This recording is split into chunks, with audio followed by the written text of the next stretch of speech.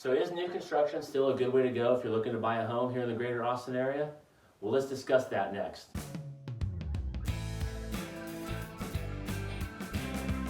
My name is Jeff Miller. I'm a residential real estate specialist here in the greater Austin area.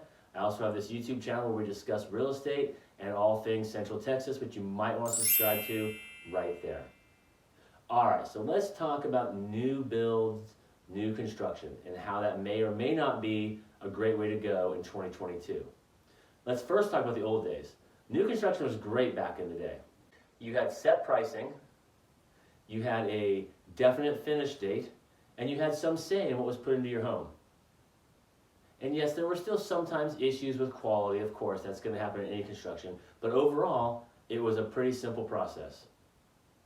Then the pandemic hit, and everything changed. People started moving to Central Texas, the Austin area, and still are moving here in great quantities. So what happened with new construction at that point? Well, what happened was new construction got caught up with some of the same challenges that the rest of the real estate market faces.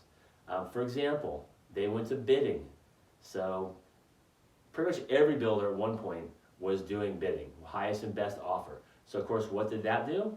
Prices went up dramatically. They had low inventory.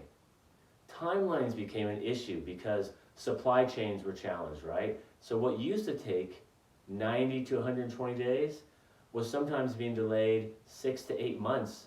And you might have a close date, and that close date might get changed 2 or 3 times during the course of your build. Also, because they were trying to build the houses so fast, and this is not true of all builders, but there were some quality issues that came up where they were too fast for their own good.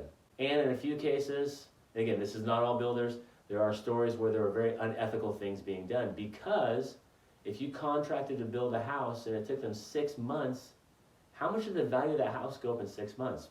Well, during the pandemic, it went up a lot. And so there were stories where certain builders actually found options to get their buyers out so they could resell the house at that higher price, which is truly a heartbreaking situation for sure.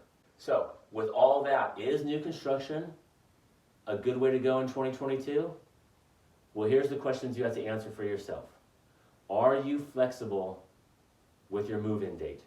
Because if you are, new construction can be a good way to go. You just have to be flexible where you're not locked into, I have to be in this house by X date. Because even today, we are still seeing challenges with supply chains and finish dates, etc. Number 2, are you willing to bid or take a chance on being on a wait list and getting the winning email for that house? And what I mean by that is not all the builders are doing bidding anymore, thank goodness, so most of them have gone back to being normal. But if the ones that are doing bidding is the one you want, then it's just like buying any house, except once you get it, you have to wait till it's done. And then 2, a lot of them have gone to what we call a wait list. So you get on their interest list, and when they release some homes, they send out an email, and it's sort of first come, first serve, which can be a great way to go if you get the winning email. Now they're doing that because it helps them to set pricing, because most builders are not releasing homes until a certain stage. Usually it's the framing stage. They've got the house fully framed, then they can release X number of homes, and you have a shot at getting one. In the old days, you would just say, I want this lot, this is the lot, and they would build on it, and your pricing didn't change. That's no longer the case. So if you're good with that, that's also, new construction might also be good for you. And finally, if you're not too picky, meaning used to be you had options in your homes, a lot of the builders have gone to what we call spec homes, which is where they put the finishes in there, the countertops, the cabinet colors, and as long as you like that, then you're good to go. So in conclusion, new construction could be good if all those things work out for you. Now I strongly encourage you, if you go the route of new construction, do not do it without a realtor at your side. No matter what the builder tells you, the reps for the builders, as they should be, work for the builders and have the best interest of the builder at mind. The realtor will have your best interest at mind, and they'll make sure that the paperwork looks good, they'll make sure the correct inspection gets done, they'll keep up on timelines, they can check on the progress for you. They are sort of more than just your liaison, they're the person that gives you peace of mind through that process. So don't skip that very important step. Even though some builders will tell you you don't need a realtor.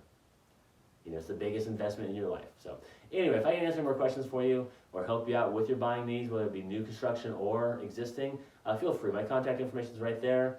Hope you all have a great week. Thank you so much.